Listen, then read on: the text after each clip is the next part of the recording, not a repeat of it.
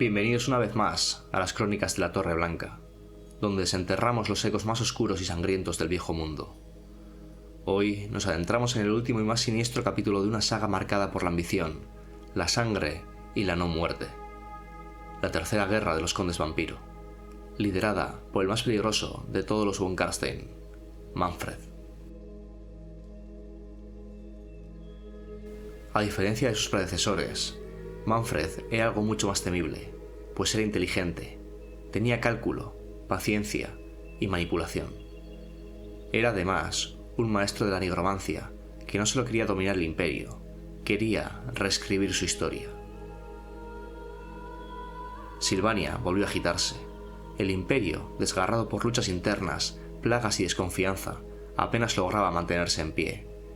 Y en medio de este caos, una figura regresó desde el olvido, tras siglos de aparente silencio, el último de los condes vampiro.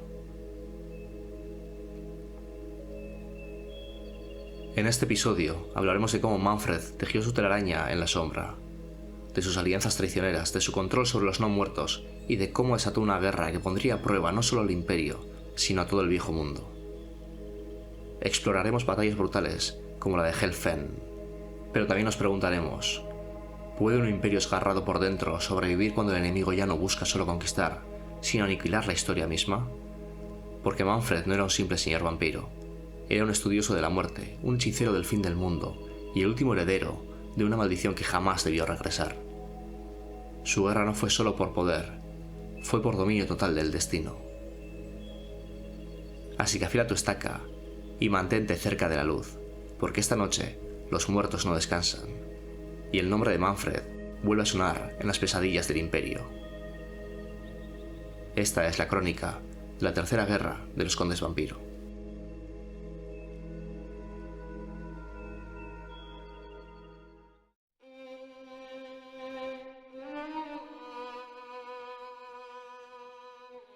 El último y más peligroso de todos los condes vampiro fue sin duda Manfred, un individuo sutil, astuto y traicionero. Algunas personas, incluidos vampiros, aseguran que Manfred estaba despierto cuando el anillo de Vlad von Karstein fue robado, hechizando a los centinelas para evitar que le vieran, y que después pasó muchos años tratando de dar con el paradero de Felix Mann, el hombre que robó el anillo. Mientras Conrad se dedicaba a devastar el imperio, Manfred permaneció apartado estudiando tranquilamente el arte de la nigromancia. Dicen que viajó hasta las tierras de los muertos en busca de los secretos de la no vida, antes de regresar al castillo Drakenhof, cargado con una auténtica biblioteca de oscuros conocimientos arcanos, donde se dedicó bastante tiempo a afianzar su poder. Tras la muerte de Conrad, Manfred se convirtió en el gobernante indiscutible de Silvania, pero durante toda una década no hizo absolutamente nada, dejando que los diferentes pretendientes al trono imperial creyesen que Silvania ya no suponía una amenaza, y les dio tiempo para que lucharan entre ellos, algo que por supuesto hicieron.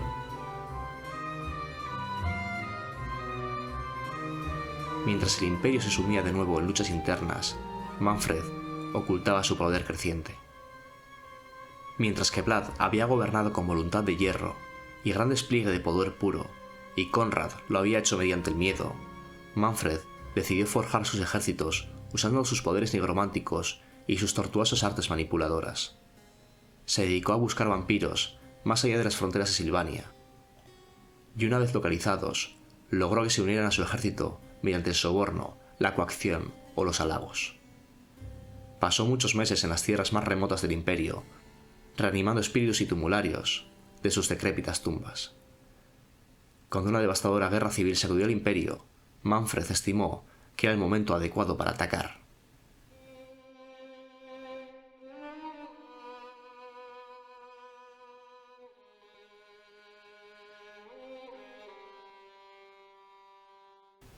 Las legiones no muertas de Manfred von Karstein atravesaron la frontera de Silvania bien entrado el invierno del año 2132, dando comienzo a lo que se conoce como la Guerra Invernal. Acabada la estación veraniega, la más apropiada para llevar a cabo campañas militares, los ejércitos de los condes electores se habían replegado de nuevo con sus guarniciones y estaban totalmente desprevenidos ante un asalto tan repentino como ese. Aquel invierno había sido el más duro en la memoria de los vivos. El ganado había muerto de enfermedades pulmonares, terneros y potros nacían muertos mientras el condenado frío se negaba a ceder. Los graneros y los hilos hacía mucho que estaban vacíos. La gente moría de inanición. El hambre causaba descontento. Y con la inestable paz, los vecinos se volvían unos contra otros si el rumor de una comida decente se hacía demasiado fuerte para que pudieran resistirlo. Las afiliaciones regionales dejaron de importar. La cosa se transformó en una cuestión de supervivencia. La ventisca dejaba aislados asentamientos remotos. Todas las fincas sufrían pérdidas. Los débiles y los enfermos morían debido a las condiciones climáticas extremas si el hambre no los mataba antes. Por su parte, la legión de condenados de Manfred von Karstein marchaba a través de las violentas ventiscas y el implacable frío sin hacer caso del azote de los elementos. La nieve se arremolinaba a su paso como diablos blancos y era removida por los huesos de los esqueléticos pies. Los muertos llegaban en número infinito. Sus tropas atravesaron las nieves en dirección a Altdorf, matando a todos los hombres vivos que encontraron a su paso y reviviendo sus cadáveres para unirlos a sus cada vez mayores filas de condes vampiro. Miles y miles de cadáveres medio putrefactos y huesos desnudos, ataviados con trozos de armadura, con las correas de cuero podridas, con petos y corazas torcidos que colgaban de sus cadáveres, continuaban marchando. Los fantasmas eran aún peores. Eran a la vez lastimosos y aterradores. Los inquietos espectros parecían ignorar su propia muerte y luchaban a ciegas, tanto contra los vivos como entre sí, una y otra vez. Sus formas incorpóreas volvían a librar las batallas en las que habían caído, y se levantaban de nuevo para realizar una acometida final. Alaridos etéreos plagaban los campos mientras los espectros se lanzaban una vez más hacia la refriega. El chocar de fantasmales espadas y los gritos de los caídos lo abarcaban absolutamente todo. Bajo esta nueva amenaza, las diversas provincias dejaron de lado sus diferencias para unir sus fuerzas para luchar contra los esqueléticos ejércitos de von Karstein, que habían salido en muchedumbre del subsuelo. La alianza era frágil, pero si querían tener la esperanza de sobrevivir a la tormenta de la guerra invernal, sabían que debían dejar de saltarse mutuamente al cuello y luchar hombro con hombro, luchar como uno solo. Pero incluso unidos, se veían obligados a retroceder constantemente. Durante la infame y cruda guerra invernal, Manfred cosechó una victoria tras otra, derrotando a varios ejércitos imperiales que habían sido apresuradamente reclutados para tratar de bloquearle el paso. Las victorias iban sucediéndose, y bien pronto, los siniestros rumores sobre su inminente llegada bastaron para que los aldeanos huyesen de sus hogares, solo para morir congelados en la nieve.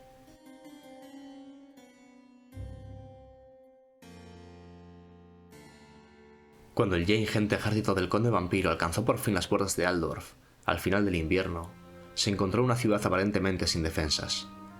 Manfred se detuvo al pie de las imponentes murallas de Altdorf y observó todo lo que él había causado. No había esperado que la semilla del miedo que había asombrado fuese tan fructífera. Daba la sensación de que los vivos habían huido de la ciudad. Vientos gélidos barrían las almenas y sacudían los braseros apagados de cada abandonado puesto de vigilancia. Los braseros, antes llameantes que hacían guardia sobre la ciudad e iluminaban sus noches, habían caído en la oscuridad. El fuego se había apagado al no haber nadie que lo alimentara. Las ascuas se habían extinguido hacía mucho y el bronce agitado por el viento se lamentaba en la noche, azotado sin piedad por los vientos. Una sensación de triunfo inundó a Manfred, que parecía encaminado a dejar de ser un mero conde vampiro para convertirse en emperador vampiro, logrando así aquello en lo que ni Vlad ni Conrad habían tenido éxito. Entonces, cuando estaba a punto de dar la orden de tomar la ciudad más grande del imperio, en aquel momento apareció en las almenas de Altdorf una figura solitaria, vestida con atavíos sagrados, que batallaba contra los elementos. Se trataba del gran teogonista Kurt III. Para Manfred, aquella situación era casi cómica. Un solo hombre, por santo que fuera, no podía pretender enfrentarse con el poder de la nación vampírica. Manfred sonrió, en espera que el estúpido fuera escuartizado por su vil ejército. Imperturbable, la figura de Kurt III avanzó hasta el centro mismo de las almenas sin manifestar miedo alguno. Se metió una mano entre las vestiduras para sacar un misterioso libro y empezó a leerlo con todo el ejército de Manfred como testigo. La voz que descendió desde las almenas no fue ni milagrosa ni musical.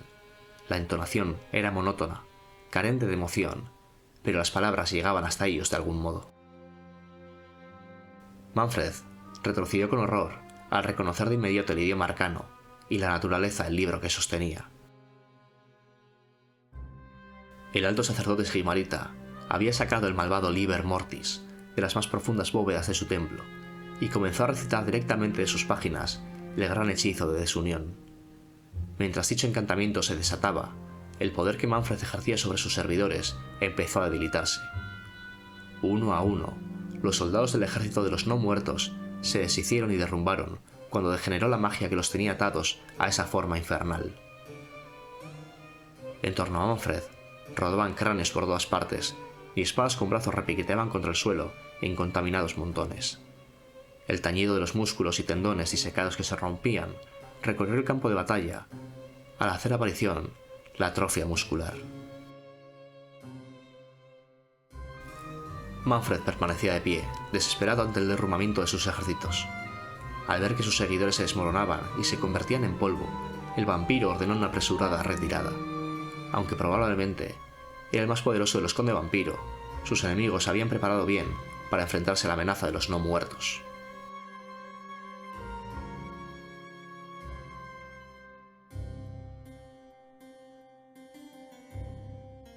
Imperturbable ante aquel contratiempo, Manfred hizo marchar a su ejército a lo largo del Reich hasta Marienburgo, capturando por el camino varios barcos grandes y gobernándolos gracias a los cadáveres reanimados de sus tripulaciones. Con las fuerzas del Imperio, reuniéndose detrás de los muertos, le tocaba a Marienburgo ser la roca contra la que pudieran aplastar a Manfred y sus legiones de condenados. La estrategia estaba clara: resistir durante todo el tiempo que fuera humanamente posible. A medida que se acercaba a la ciudad portuaria, Manfred ganaba confianza y empleó sus poderes para adelantar el anochecer. Ya era lo bastante arrogante como para cambiar el día en noche debido a la ansiedad por comenzar la batalla. En primera instancia, el conde vampiro planeaba asediar la ciudad portuaria, mientras al mismo tiempo mandaba su pequeña flota de zombies navegando para atacarlos de otra dirección. Por su parte, las fuerzas de Marienburgo estaban comandadas por Cyrus Grimm, un general experimentado y veterano de muchas batallas, y un misterioso aliado de los marienburgueses con el que Manfred no contaba, un mago alto elfo llamado Finreyr. Hacía poco que los altos elfos establecieron una colonia comercial en la ciudad, por lo que la compañía de altos elfos ayudó en la defensa de Marienburgo. La presencia de Finreyr no era fortuita, pues incluso desde la lejana isla de Ulthuan pudo percibir el peligro que representaba el conde vampiro. El primer asalto de los no muertos fue rápidamente rechazado por el ejército de Marienburgo y sus aliados elfos, en la cual el gran poder de Finreyr decantó la batalla contra las fuerzas de Manfred en el momento crucial.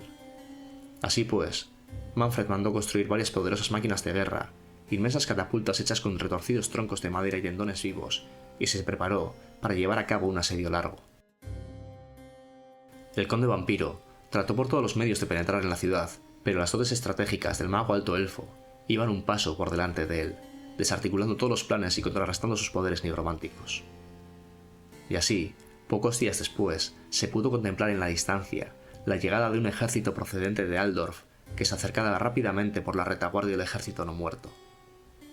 Manfred estaba furioso porque Finreyr lo había superado de modo magistral.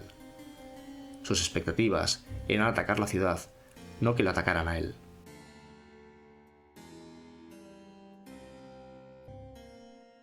Sabiendo que no podía resistir un embate desde dos frentes, Manfred no tuvo más remedio que levantar por completo el asedio del puerto y huir a través del Imperio.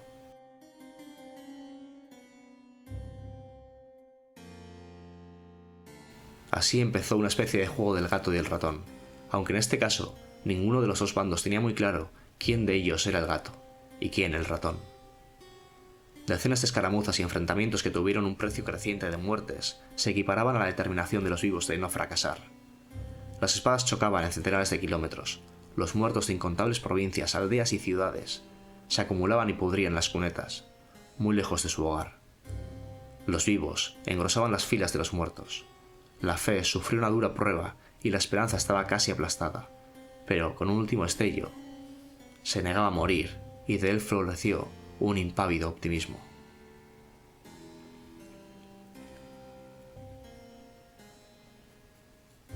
Este fue el coste de la interminable guerra invernal. A los vivos les parecía que la primavera no llegaría jamás. De hecho, así fue durante más de un año. Aunque las nieves llegaron y desaparecieron con el deshielo, la muerte aferraba los campos en un puño de hierro. Había demasiadas escaramuzas que recordar y demasiados cuerpos que contar. Era una situación de tablas interminable, sin que se alcanzara de verdad el objetivo de ninguno de los bandos. Se limpiaban los campos de batalla y se reunían a los caídos en enormes piras. Los fuegos crematorios privaban a Von Karstein de más zombies.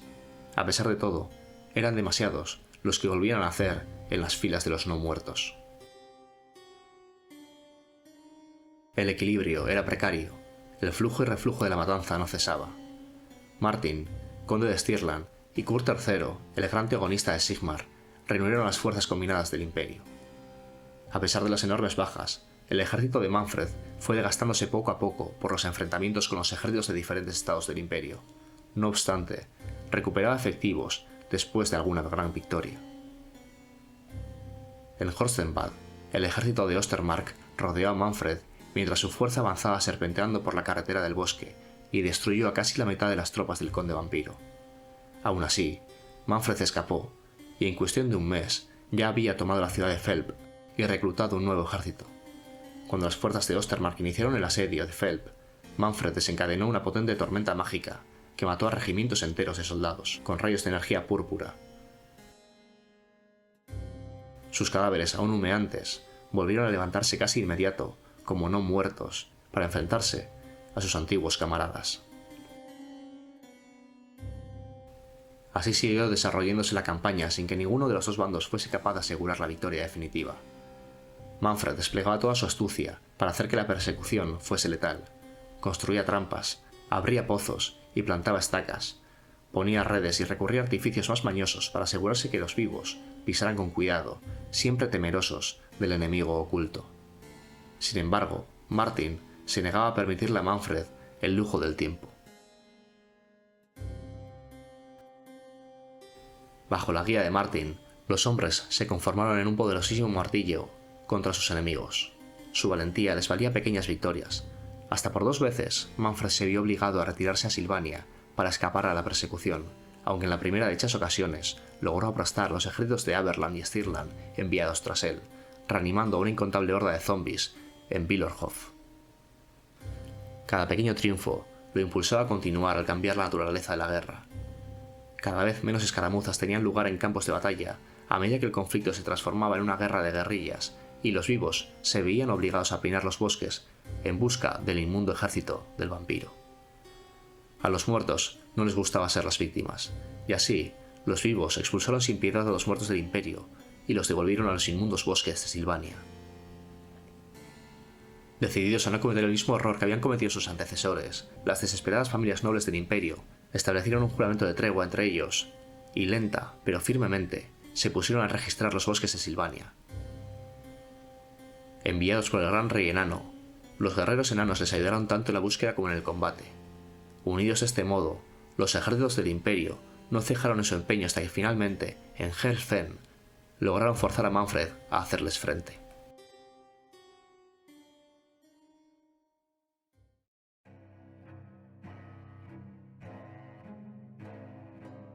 Al salir de los árboles, llegaron a la llanura abierta que subía hasta una cresta y luego hacia el bosque.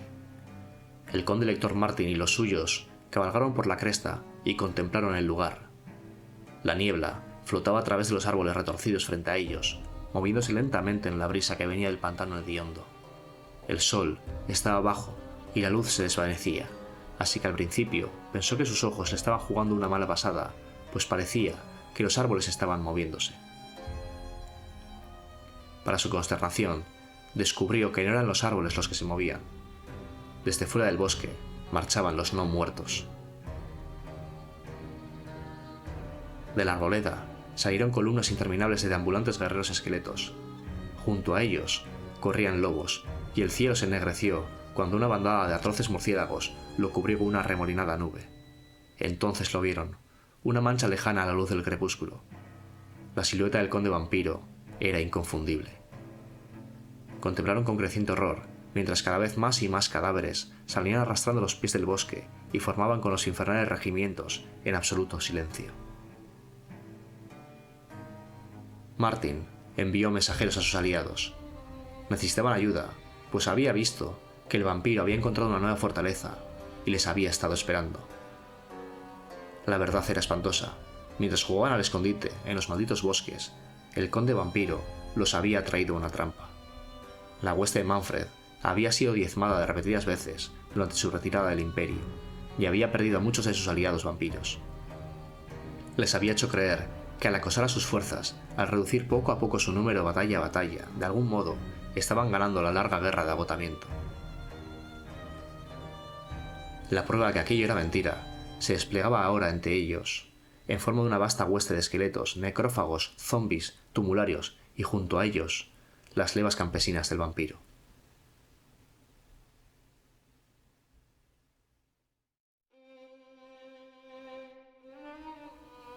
Manfred estaba acompañado por dos de sus lugartenientes más confiables, el vampiro Adolphus Krieger y el rey tumulario Gothard, conocido como el Caballero Imperecedero. De lo que podemos estar seguros es de que el ejército del conde Martin era superado en número en gran medida y sabía que su destino se decidiría si sus aliados podrían llegar hasta él a tiempo.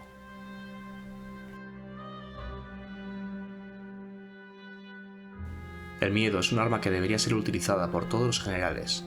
Si una formación enemiga huye, es probable que otros hagan lo mismo, pero los ejércitos de los muertos vivientes son diferentes a los demás. No conocen el miedo y nunca huyen de una batalla. Los hombres, en cambio, son más propensos a temer cuando se enfrentan a una multitud de muertos vivientes, y el miedo es el peor enemigo de un soldado. Este hecho habría sido primordial en la mente del conde de Stirland al ver materializarse la hueste de Manfred. Afortunadamente, su ejército había estado luchando años contra Manfred y se fortaleció contra sus efectos debilitantes. Bajo la agonizante luz, Martin desplegó sus fuerzas para la batalla. Tenía una posición comparativamente fuerte. A su espalda estaba el bosque y sus fuerzas se alineaban en una colina, cuyo fondo estaba protegido por una vía elevada que corría paralela al pie de la colina. Su flanco derecho estaba salvaguardado por las ruinas de un antiguo fuerte de piedra abandonado, y el izquierdo por una granja amurallada y un espeso bosque. Martin dispuso las piezas de artillería en la cresta, llamada Cumbre del Trueno por los artificieros.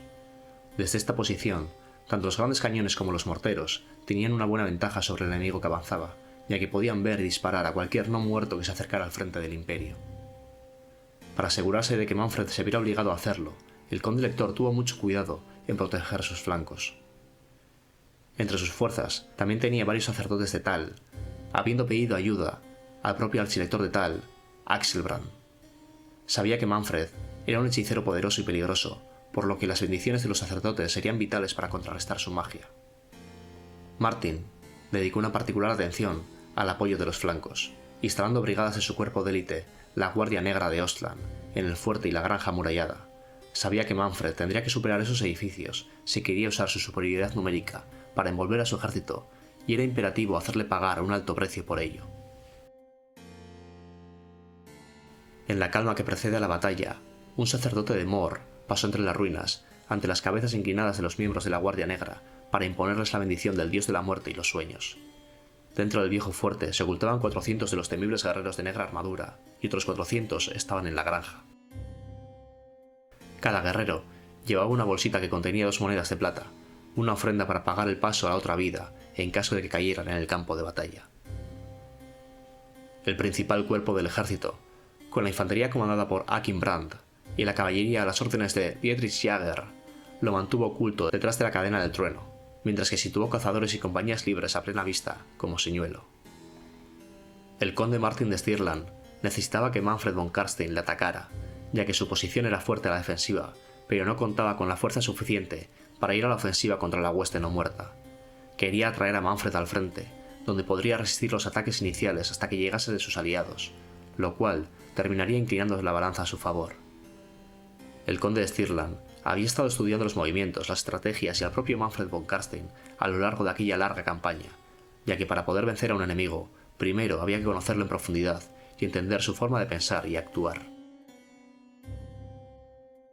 El terreno y una buena tajada de suerte decidirían la batalla. Martin tenía todas las intenciones de traer a Manfred, sin que se diera cuenta, a la más grandiosa de las emboscadas. Manfred, por su parte, tenía buenas razones para estar seguro. El ejército imperial frente a él no era grande, y los enanos todavía estaban a cierta distancia.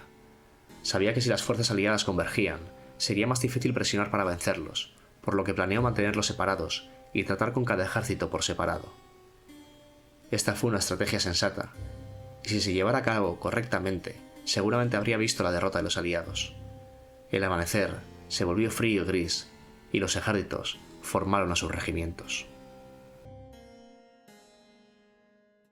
Cuando llegó el ejército de Manfred, no se detuvo para fanfarronear, gritar, rechinar los dientes o lanzarles pullas. Solo continuó con el avance horripilantemente silencioso, hasta que los esqueléticos jinetes y un vasto regimiento de infantería de blancos huesos que tenían órdenes previas del conde vampiro alteraron su rumbo y se encaminaron directamente hacia el antiguo fuerte situado en el flanco derecho de la cumbre del trueno. La batalla de Helm Fenn estaba a punto de comenzar.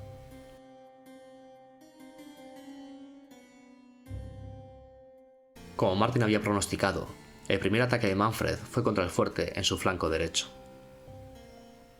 Los jinetes esqueléticos trotaban por el terreno de nadie, seguido por un vasto regimiento de infantería esquelética. No hallaron resistencia ninguna. La disposición de las ruinas invitaba a avanzar, pero entrar los habría obligado a estrechar la formación y comprimir las filas. Los comandantes eran, pues, recios a sacrificar la movilidad antes de que los esqueléticos soldados de infantería estuvieran situados. Los muertos avanzaron muy poco a poco, sin pausa y sin pensarlo, y comenzaron a piñarse en el embudo que formaban los escombros.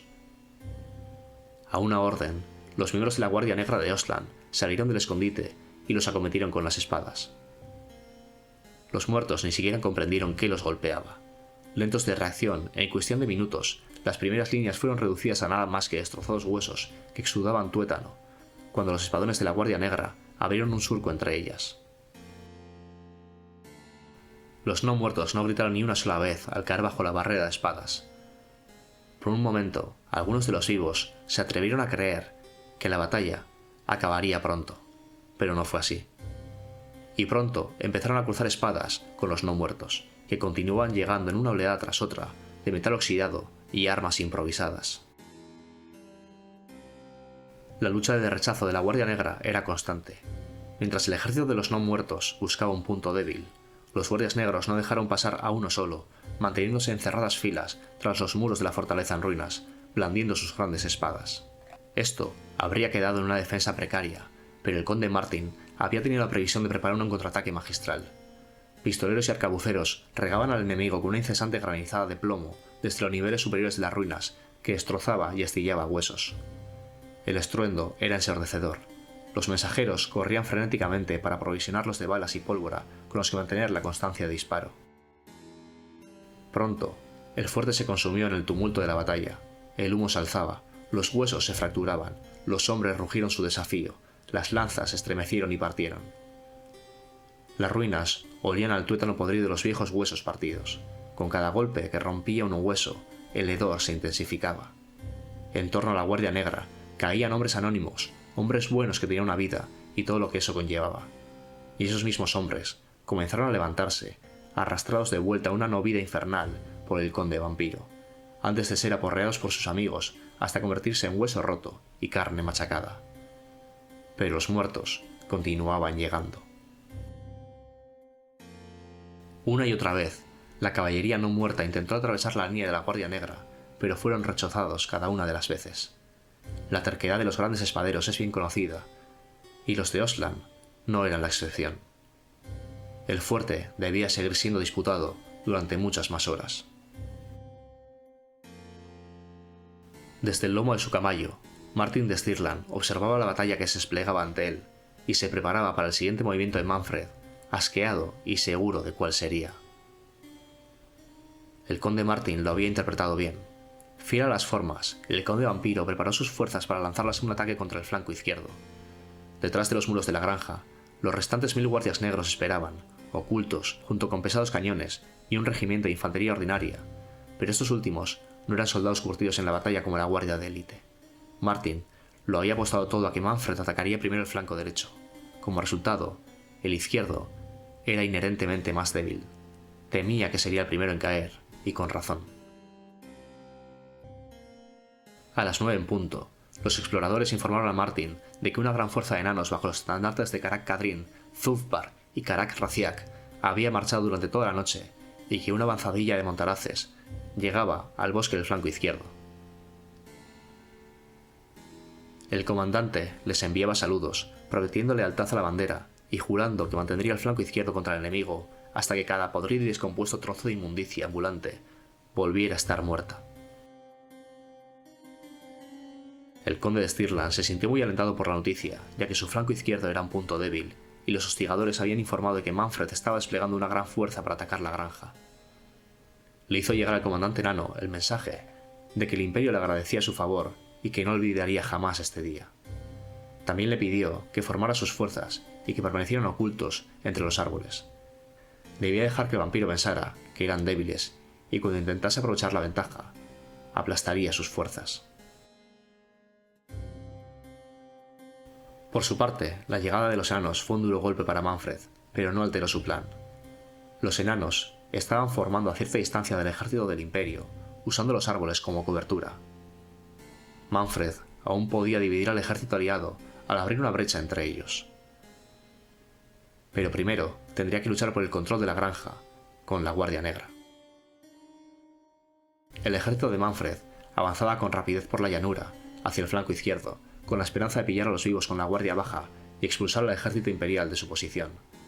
Con carros esqueléticos en cabeza, flanqueados por lobos y seguidos por levas de arqueros campesinos, los no muertos vieron una brecha en la defensa de Martin y se lanzaron a aprovecharla con un golpe que pretendía ser demoledor, cerrándose en torno a la granja amurallada. La Guardia Negra se alzó heroicamente y se presentó como objetivo. Los no muertos cargaron hacia ellos a velocidad aterradora. Las afiladas hojas en forma de hoz que llevaban en las ruedas hendían el aire y al llegar a los vivos les cortaron las rodillas. Fue una victoria de los no muertos, pero no duraría mucho. Como habían acordado, los enanos salieron del bosque entre gritos y se desplegaron apresuradamente en un esfuerzo por derribarlos. Guerreros del clan cargando para golpear las espaldas de los muertos y hacerlos pedazos, acompañados por los rápidos disparos de los montaraces. Las hachas destrozaban cráneos y costillares, hendían pelvis y todo otro hueso fétido de los repulsivos cuerpos. Los muertos caían en silencio, y contra todo pronóstico, los flancos aguantaron. El conde de Stirland estaba satisfecho de esperar. Observó cuidadosamente las batallas que acontecían en los reductos de sus flancos, y se felicitó interiormente por su estrategia. Como cada ataque al fuerte y a la granja era repelido, Manfred asignó más tropas al ataque.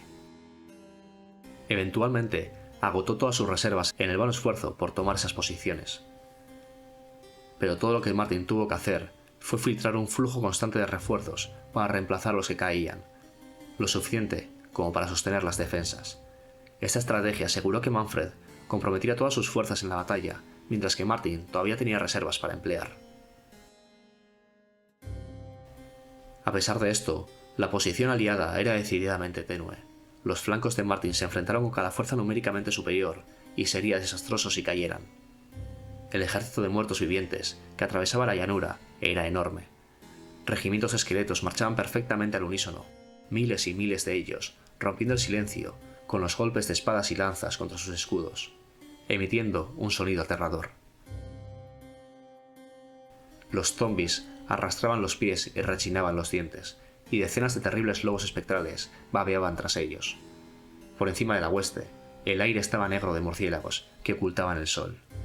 Aunque era media mañana, era como si el anochecer se hubiera adelantado, debido a los cientos de estas alimañas voladoras que oscurecían el cielo.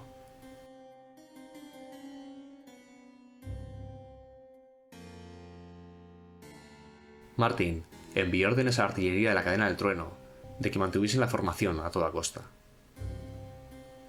Los hombres victoriaron mientras los grandes cañones y morteros forjados en Nuln y bautizados con nombres como la ira de Sigmar o el martillo por sus artilleros, rugieron y atronaron, entrando en acción con disparos cortos contra los no muertos que avanzaban, que marchaban en números tan numerosos y compactos que era casi imposible que los artilleros fallasen. Enormes salpicaduras de barro y fragmentos óseos saltaron por los aires cuando las balas de artillería impactaban contra el suelo, y las que rebotaban destrozaban más las filas esqueléticas de no muertos. Cayeron como el trigo en una tormenta de granizo, y en la masa aparecieron grandes brechas de huesos partidos y cuerpos destrozados.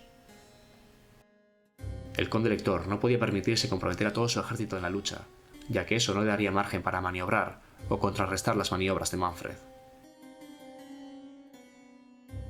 Envió las primeras filas de su ejército hacia adelante para debilitar el avance enemigo, regimientos de lanceros con ballesteros entre ellos para proteger sus flancos. Las filas de lanceros del Imperio solo estaban formados por 4 líneas y se enfrentaron a regimientos de esqueletos y zombies en números incontables. Se detuvieron en lo alto de la colina y esperaron. Sus órdenes eran mantener a la horda de muertos vivientes el mayor tiempo posible, infligiendo tanto daño como pudieran. Martin mantuvo la reserva bien oculta tras la cadena e hizo salir solo a las primeras líneas para debilitar el avance enemigo. Esa formación poco numerosa fue apodada como Empresa Desesperada por los hombres que apartaban tras ellos y que iban a lograr su objetivo con un éxito aún mayor que los que Martin de Stirland podría haber esperado. El término Empresa Desesperada puede parecer contraproducente para un lector casual. De hecho, evoca la idea de que la tarea implica un enorme peligro y cualquiera que se embarque en esa aventura seguramente morirá. Si bien esto es cierto, muchos hombres se ofrecen como voluntarios para participar en estas formaciones y se honra a quienes sobreviven.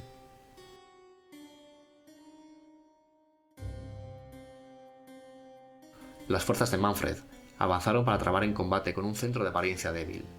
Primero, los ballesteros abrieron fuego, y luego los arqueros. El conde Martin ordenó a los arqueros disparar flechas llameantes contra el enjambre de murciélagos que odiaban el fuego, pero las fuerzas de Manfred lograron su objetivo y empezaron a golpear a los integrantes de la Empresa Desesperada. Aunque luchaban valientemente, no tenían a dónde ir, salvo retroceder lentamente colina arriba, hacia la artillería. A medida que cada defensor caía en la formación aparentemente débil, otro salía corriendo de las reservas ocultas tras la cadena para reemplazarlo, así que a efectos prácticos, la muralla de hombres era eterna y no podía romperse, aunque a Manfred le parecía que estaba siempre al borde del colapso. Animado por ese giro de los acontecimientos, Manfred ordenó que el grueso del ejército avanzara con renovada vitalidad, pues creía tener la victoria a la vista. Mientras que la Empresa Desesperada contenía al enemigo, las flechas y los disparos continuaron cayendo sobre los no muertos. Los hombres rezaban para que una bala de cañón alcanzara a Manfred, que estaba en medio de la multitud, controlando su ejército, forzando el avance, implacable en su confianza de victoria. Manfred decidió inclinar la balanza, y para asombro del conde de Stirland, los muertos vivientes dieron la vuelta y se marcharon, atravesando la llanura, dejando a la Empresa Desesperada, celebrando su victoria.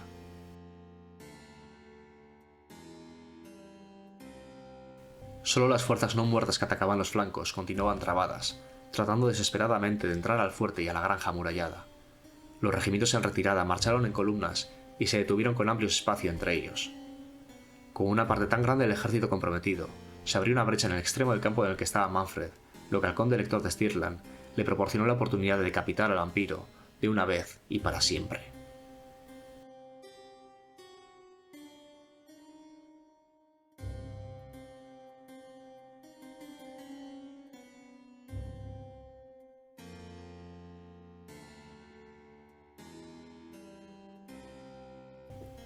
Pero entonces, desde la retaguardia, apareció la caballería de Manfred. Los caballeros negros, de fantasmales ojos llameantes, montaban en corceles no muertos, enarbolando delgadas lanzas con puntas de hierro oxidado. La caballería de Manfred se extendió por la llanura, su trote se convirtió en un galope a medida que avanzaba.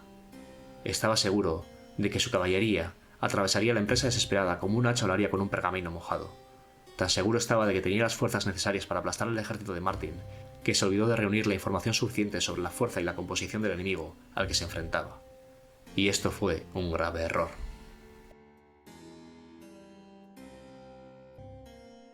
Manfred sonrió al ver a la empresa desesperada retirarse de sus posiciones. Ahora su caballería podría derribarlos mientras lo hacían y luego dirigir su atención hacia los enanos.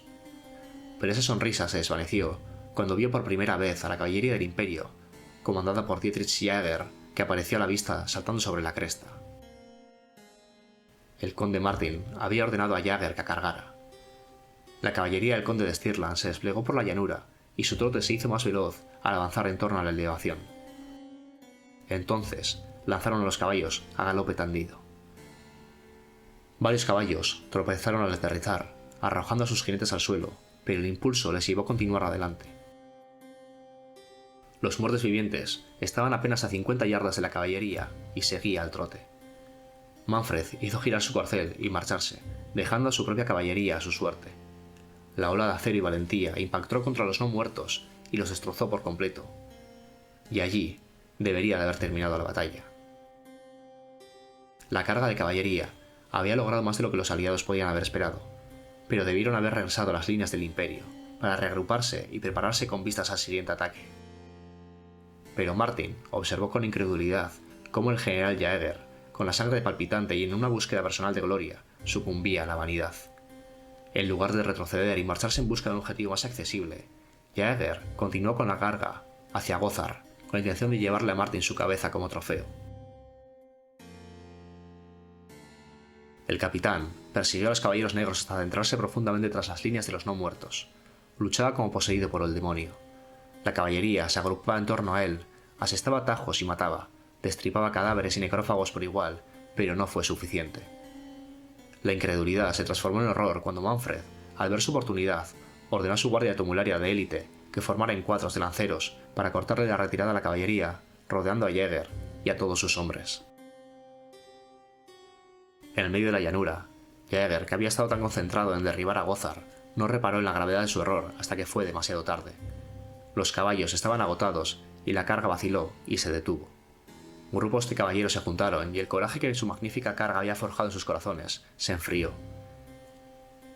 El ejército de Manfred le cercó con las lanzas bajas y las brechas entre los regimientos no muertos se cerraron, mientras manadas de los lobos espectrales se aproximaron en apretadas jaurías, ansiosos por devorar la carne de caballos y de hombres.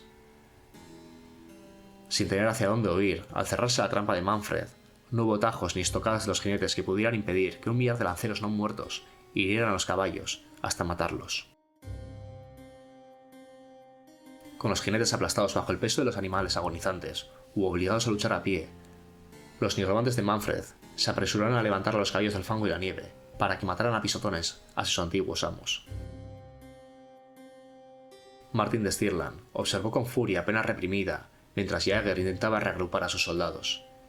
En el campo de batalla, los cañones guardaron silencio porque los artilleros tenían miedo de herir a sus propios camaradas.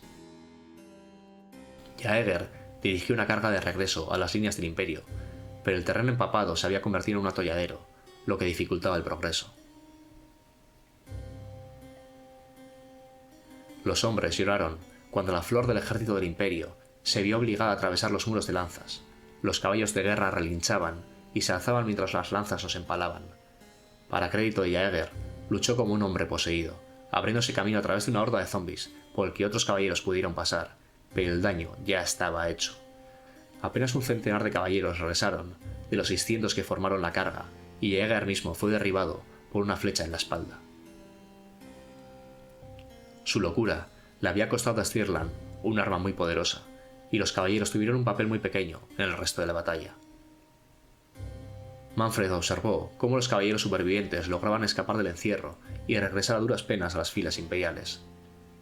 Se sentía animado por el éxito. Por fin, ordenó que entrara en juego la reserva, que se unió a la guardia de los túmulos como retaguardia. La totalidad de las fuerzas de los no muertos avanzaron sin darles cuartel a los vivos. El conde vampiro ya saboreaba la victoria. Por su parte, el conde de Stirland se encontró con varios problemas. Había perdido gran parte de sus caballeros. El fuerte del flanco derecho informaba que no podía defenderse del enemigo por mucho más tiempo, y la infantería no muerta avanzaba una vez más sobre la llanura. En reserva tenía una segunda fuerza de caballeros de la Orden de la Divina Espada, liderada por el propio gran teogonista desde Altdorf, y la infantería de la provincia. Los caballeros estaban ansiosos por enfrentarse al enemigo, particularmente al caballero imperecedero Gorthar, un sirviente en el ejército de Manfred y que una vez había sido un caballero de la Orden hasta que fue asesinado y devuelto a la no vida. Martin ordenó a un explorador que transmitiera órdenes a este batallón. El gran agonista Kurt III recibió las órdenes de Martin y comprendió qué se le pedía a la divina espada: atacar a la fuerza no muerta por la izquierda cuanto antes y empujarlos hasta el centro del campo de batalla. Había llegado el momento de poner en práctica su plan. Sus generales estaban bien entrenados y los hombres sabían lo que se esperaba de ellos. Ninguno de ellos desconocía el alto riesgo que corrían, pero ninguno de ellos falló en su deber.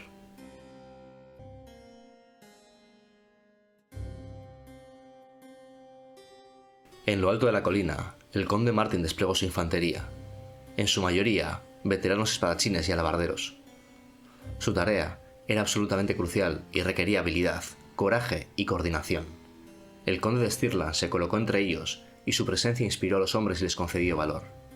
Lo que esta delgada línea de infantería tuvo que hacer fue tomar la peor parte del ataque de los muertos vivientes y mientras luchaban, retroceder, paso a paso, manteniendo la línea unida, atrayendo así las fuerzas de Manfred. Delante de la infantería, el conde de Stirland colocó a los escaramuzadores, arqueros, ballesteros y milicias de las compañías libres. Detrás de los espadachines y alabarderos puso otra línea de infantería, lanceros y piqueros. En el flanco izquierdo, los caballeros restantes y a la derecha, los herreruelos, de los cuales había alrededor de 1000. Por su parte, cuando Manfred se enteró de la llegada del gran teogonista, los caballeros de la Divina Espada y tropas de Altdorf sabía que tenía que actuar rápidamente antes de que llegaran. Además, temía que el gran teogonista hubiera traído consigo el Liber Mortis y lo usara para destruir su ejército no muerto, tal como había hecho durante el asedio de Altdorf años atrás. Manfred, por tanto, decidió que la situación exigía una acción rápida. No podía esperar. Se le ocurrió que si los flancos se le habían resistido hasta ese momento era en gran medida a causa del desatino del conde de Stirland. Resultaba obvio que el hombre había situado en ellos a la mayor parte de las tropas, y él había estado librando la batalla con la falsa idea de que el conde de Stirland era más fuerte de lo que en realidad era, y de que había mantenido una fuerza de reserva fuera de la vista en alguna parte. La llegada del sacerdote le decía lo contrario. Los caballeros de la Divina Espada constituían la reserva, y ni siquiera habían llegado al campo de batalla. El tiempo era de vital importancia. Los vivos estaban muy presionados hasta el punto del quebramiento. No podía permitir que el maldito sacerdote ocupara su posición y los reforzara una vez más. Manfred volvió a sentirse tentado por la visión del destacamento, en presa desesperada, que estaba al otro lado del campo. Formó a su ejército en regimientos, ordenó a sus fuerzas que apresuraran el avance y concentraran todo su peso en el centro, con el objetivo de abrir un agujero en la línea enemiga, como un martillo, y lidiar con los problemáticos flancos desde atrás. Fue un error de juicio que resultaría fatal, pues era justo lo que Martin esperaba que Manfred hiciera. La infantería no muerta avanzó, con Manfred tomando posición a la derecha. En los flancos cabalgaban los restos de la caballería esquelética y los lobos espectrales. Martin ordenó a su caballería que los atacara cuanto antes y los caballeros cargaran contra los lobos. Un destino similar esperaba a los guerreros esqueleto, mientras los herrerueros, frescos y numerosos, los abatían. Los caballeros del Imperio persiguieron a los restantes lobos de Manfred desde el campo, conduciéndolos al lago sombrío. Con esta victoria, Martin estaba cada vez más confiado, pero sabía que un plan factible era una cosa y llevarlo a cabo era otra muy diferente. Aún tenía que encargarse de la caballería pesada de Manfred, los caballeros negros. La infantería no muerta estaba casi encima de ellos. Los hostigadores dispararon una descarga desordenada de proyectiles y, según lo ordenado, soltaron sus armas y corrieron tras la línea de infantería, dando la impresión de que huían. La infantería no muerta cayó sobre la delgada línea de los espadachines. No hubo carga, ni corrieron, simplemente marcharon hacia la línea imperial. Aunque la presión fue enorme, la línea consiguió aguantar, con los hombres manteniendo sus escudos muy juntos y golpeando con sus espadas, decapitando a los zombies y destrozando los esqueletos, y luego comenzaron a retroceder. La línea se retiró lentamente, con Martin alentándolos, dando la sensación de que la cedía por el centro. Al ver esta aparente debilidad en la línea, Manfred envió a más no muertos al centro, para aumentar la presión y forzar una brecha. Su ejército se amontonó aún más, y la línea del Imperio comenzó a desplazarse alrededor de sus bordes. Los caballeros negros del vampiro lucharon ferozmente, matando ballesteros y alabarderos con aparente impunidad. Los muertos vivientes fueron atraídos aún más profundamente sobre la cúspide y hacia las tierras bajas pantanosas. La cadena del trueno se alzaba sobre ellos. Los morteros, en los extremos de su elevación, arrojaban proyectiles a los niveles más atrasados de la hueste no muerta. Los ojos de Manfred siempre estaban fijos en el centro de la línea imperial, una línea que parecía tentadoramente delgada, una línea que se retiraba y que podía romperse en cualquier segundo como un hilo, permitiendo a su ejército atravesar y aplastar al ejército del Imperio. En el tumulto de la batalla, Martin escuchó una trompeta. Su caballería se aproximaba. Esa fue la señal. Más trompetas respondieron a la llamada, y los hostigadores y la infantería pesada cargaron desde detrás de las filas delanteras y cayeron sobre los flancos de muertos vivientes. Incapaces de moverse, los muertos vivientes se vieron obligados a luchar por tres frentes, y cuando la caballería del Imperio se estrelló contra la retaguardia, no había escapatoria. Manfred vio que había sido engañado al permitir que su ejército cayera en una trampa. El último clavo en el ataúd fue la llegada de los caballeros de la Divina Espada, formando una columna acorazada, como una de las mitades de una pinza de un poderoso semikraken. Miles de caballeros con resplandecientes armaduras de batalla entraron a caballo en el campo de muerte. Llevaban en alto antorchas encendidas. El rojizo resplandor del fuego danzaba sobre los contornos de las bruñidas armaduras. Era un espectáculo pasmoso de contemplar, parecían salir de la tormenta. Daba la impresión de que la nieve se fundía ante ellos. Espolearon a los caballos de guerra para lanzarlos a una carga salvaje y abrieron limpiamente una brecha en las filas de los muertos. Bajaron las antorchas encendidas que sujetaban como grandes espadas con la mano derecha y golpearon con ellas a la horda de los no muertos, cuyos harapos prendieron. El fuego se propagó como una plaga, el olor dulzón de carne asada atravesó el campo de batalla. En llamas, los no muertos continuaron marchando, impelidos por la inflexible voluntad de Manfred, pero no pasó mucho tiempo antes de que los chamuscados huesos se volvieran tan frágiles que las piernas se les partían como ramitas secas y los esqueletos se desmenuzaban en una fina capa de negro hollín que comenzó a cubrir la nieve. Las cornetas de los caballeros de la Divina Espada sonaron para hacer llegar un mensaje de esperanza a los defensores. Atacaron a los muertos vivientes que peleaban contra los enanos y, manejando sus caballos de guerra, cargaron directamente contra los caballeros negros. Los enanos, al ver que los muertos ardían y los caballeros corrían entre el fuego, lucharon con renovada determinación, ensangrentados pero desafiantes. Con las llamas rugiendo alrededor, Kurt III, el gran antagonista de Sigmar, le hizo una señal a todo el flanco izquierdo para indicarle que había llegado el momento de abandonar la defensa y avanzar ladera abajo con el fin de acorralar al enemigo en el terreno central. Al otro lado del campo de batalla, en el flanco derecho, se repitió la señal. 3 notas secas de trompeta, para indicarle a Akin Brandt, el mando de la reserva, que cargara por el flanco derecho.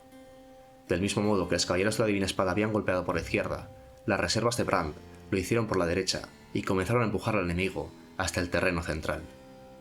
Sin duda, para entonces, Manfred ya se había recuperado de la sorpresa de ver que no estaba en la refriega un regimiento, sino 2. Veía con claridad que la estrategia final de Martin era envolver a su ejército de no muertos en una poderosa pinza y aplastarlo. Pero identificar un plan y neutralizarlo eran dos cosas muy diferentes, y por las líneas enemigas corrían órdenes y contraórdenes. Solo servían para sembrar la confusión entre las legiones de soldados de infantería no muerta, necrófagos y lobos, que no tardaban en descubrir que no tenían hacia dónde avanzar ni retroceder. Estaban atascados en el pantano e indefensos. En torno al círculo imperial, pigueros y lanceros avanzaron trabajosamente por el fango para formar los dientes de la mandíbula que devorarían a los no muertos. Kurt hizo avanzar la Divina Espada. Los caballeros cabalgaron en círculos alrededor del campo de batalla para empujar a los rezagados del ejército de Manfred hacia la refriega del centro. Luego se unieron al flanco derecho. La totalidad del ejército de Manfred estaba atrapado dentro del lazo. Lo único que Martin de Stirland le quedaba por hacer era apretarlo. Ordenó a los fusileros, cañoneros y arcabuceros de lo alto de Helfen que comenzara un implacable e incesante bombardeo contra el corazón de las atrapadas fuerzas de Manfred. Lo que siguió fue una masacre, si tal palabra se puede usar para describir la matanza de los que ya están muertos. Los no muertos estaban rodeados por todos lados, soportando interminables cargas de caballería y la implacable furia de la infantería de Stirland. El conde lector Martin de Stirland vio con perfecta claridad el capítulo final de la batalla. Manfred, atrapado en el centro, fue presa del pánico. No se trataba de una emoción con la que estuviera familiarizado. La extraña sensación de miedo le hizo sentir vértigo. Tiró de las riendas e hizo girar la pesadilla que montaba en círculos. Salieron llamas por la nariz de la bestia. El olor a sangre inundaba el aire, y allá donde miraba, veía que los vivos avanzaban. Una corriente subterránea de salmodia comenzó a adquirir forma. Poseía un melodioso ritmo regular que parecía sumir en un trance a las líneas exteriores de muertos y mantenerlos a distancia con tanta eficacia como cualquier espada o hacha. Los devotos sacerdotes de Tal estaban uniéndose al círculo. Era su canto lo que penetraba por las cavidades de los cadáveres en busca de sus almas. De ordinario, un guerrero no muerto era un cadáver vacío desprovisto de toda luz sagrada, pero como había descubierto el gran teogonista, cuando algunos humanos caían, sus cuerpos eran resucitados con tal rapidez para que lucharan en las legiones de los no muertos que sus almas aún no habían tenido tiempo de cruzar al otro lado y quedaban atrapadas, a menudo impotentes, dentro de la carne de sus antiguos cuerpos. Ahora, en torno a algunos cadáveres, de uno en uno, floreció un halo de azul luz sagrada. Al ver la luz espectral que se propagaba por el campo de batalla, el gran teogonista comprendió la extensión de su tarea y comenzó la invocación. Alzó los brazos hacia los cielos para implorarle a Sigmar que intercediera ante Mor, dios de la muerte y los sueños, a favor de aquellas desdichadas almas. Le imploró a Sigmar que rompiera los lazos que sujetaban a la voluntad de Manfred y le devolviera a cada hombre su destino, y más importante aún, su muerte, pues merecían morir como guerreros, no como prisioneros del vampiro. Las últimas palabras de la invocación salieron de su boca y se produjo un espectáculo milagroso. En las filas de los muertos, unos soldados se volvieron contra otros, los iluminados contra los oscuros. Esto hizo que algunos de los guerreros humanos se vieran reducidos a luchar con las lágrimas corriéndoles por las mejillas, al ver que algunos hombres con los que habían luchado hombro con hombro durante largos días sangrientos de la campaña se les permitía luchar y finalmente morir con dignidad. Con la caída de cada sombra, el ejército de von Karstein simplemente disminuía, pero cuando caía un iluminado, el hipnótico halo que había llegado a definirlo hallaba la libertad, relampagueaba al hundirse en la nieve y surgía ondulando en una última gloria palpitante que alumbraba el suelo a los pies del cuerpo devuelto a la tierra.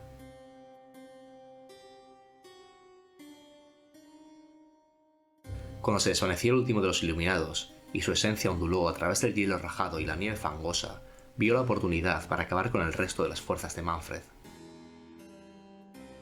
Martin encabezó la carga que apretó el lazo con que tan magistralmente había rodeado el cuello del conde vampiro.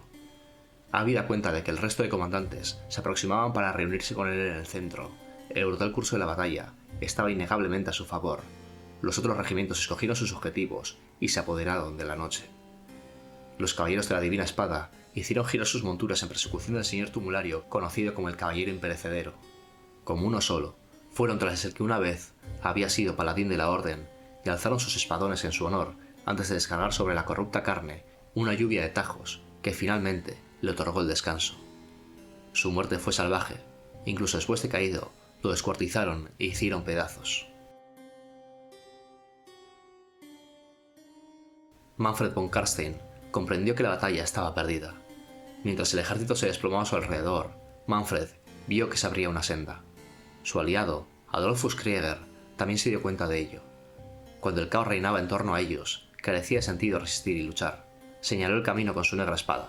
Se lanzaron adelante e hicieron saltar a las pesadillas que montaban por encima de los cuerpos de los caídos, en la prisa por atravesar la brecha, antes de que se cerrara y les fuera arrebatada la oportunidad.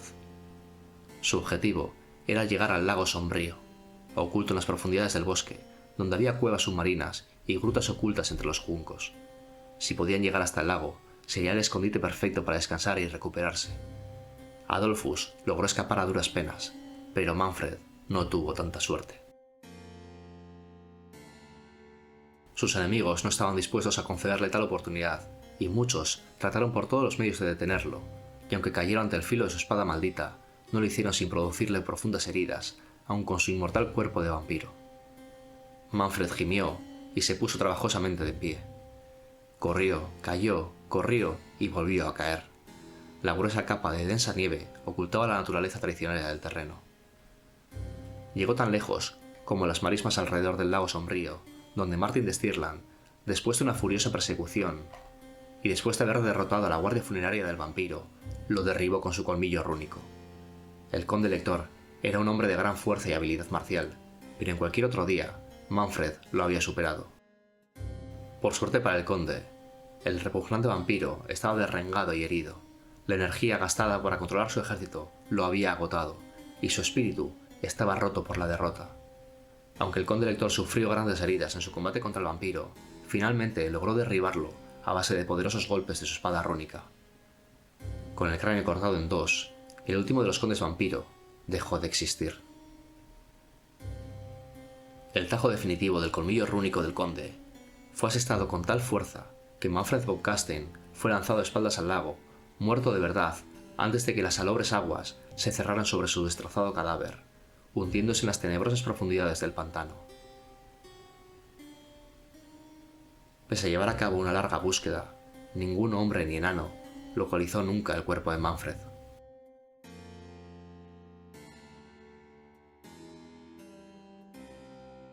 En el momento de la muerte de Manfred, los restos de su ejército se habían desmoronado, convertidos en polvo. Los grupos de campesinos supervivientes de las levas silvanas gateaban por la nieve, llorando por la muerte de su señor vampiro. Salieron huyendo del campo de batalla, pues carecían del coraje o la elegancia necesarios para dejar caer sobre sus propias armas y acelerar el viaje que lo reuniría con su vil señor.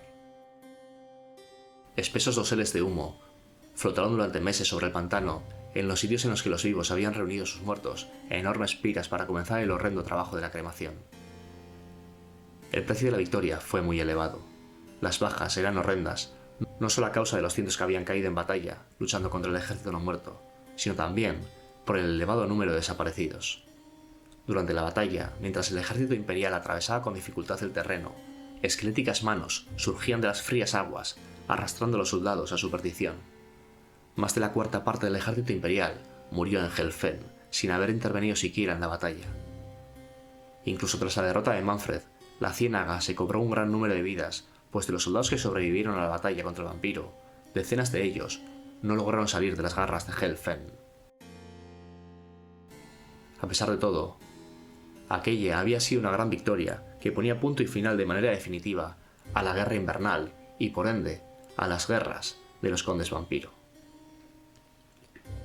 Martin de Stirland fue proclamado héroe y se erigieron estatuas en su honor en todo el imperio. Gracias a tan heroica hazaña, el príncipe Martin pudo reclamar todas las tierras de Silvania como parte de sus dominios, sin oposición. Nadie discutió su derecho, porque consideraban que se lo merecía al haber matado al conde vampiro, además de que ninguno deseaba realmente la responsabilidad de gobernar esa tierra maldita. Martin de Stirland asumió el control de Silvania y se mantuvo como un conde lector respetado hasta su muerte.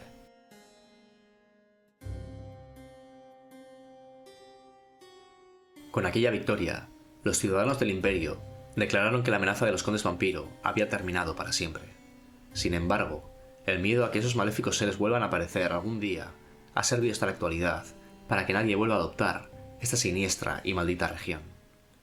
Aunque ahora forme parte de Stirland, Silvania sigue siendo en realidad una provincia abandonada en la que los muertos siguen siendo muy fáciles de despertar de su sueño eterno y cuyos bosques aún están habitados por toda clase de innombrables horrores. Se dice que todavía quedan vampiros von Carstein que consideran esta región como suya y gobiernan sus territorios sin oposición. En los últimos años se han extendido numerosos rumores acerca de que los condes vampiros se están organizando y reuniendo fuerzas para volver a alzarse de nuevo. Y la más siniestra de todas estas habladurías es que Manfred von Carstein ha regresado de la muerte para vengarse del imperio y de sus habitantes.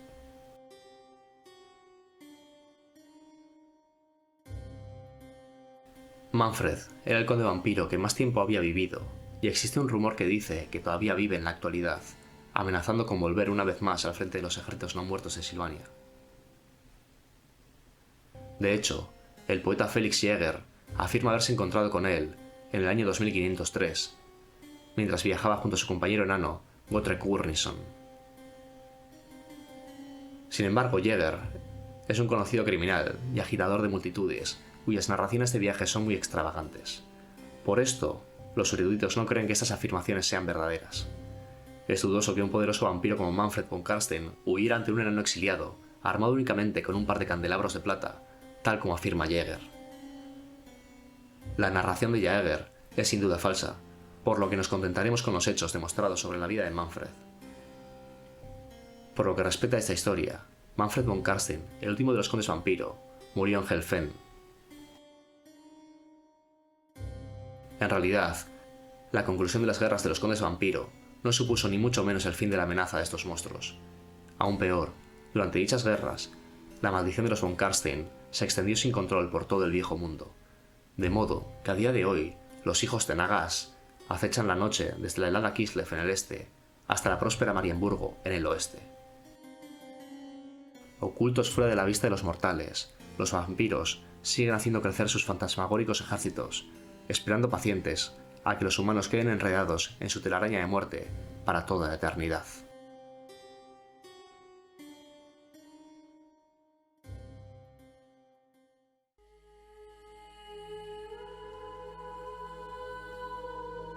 Y así concluye la tercera guerra de los condes vampiro, una danza macabra de ambición, traición y sangre, orquestada por el más peligroso de los vástagos de la noche, Manfred von Karstein.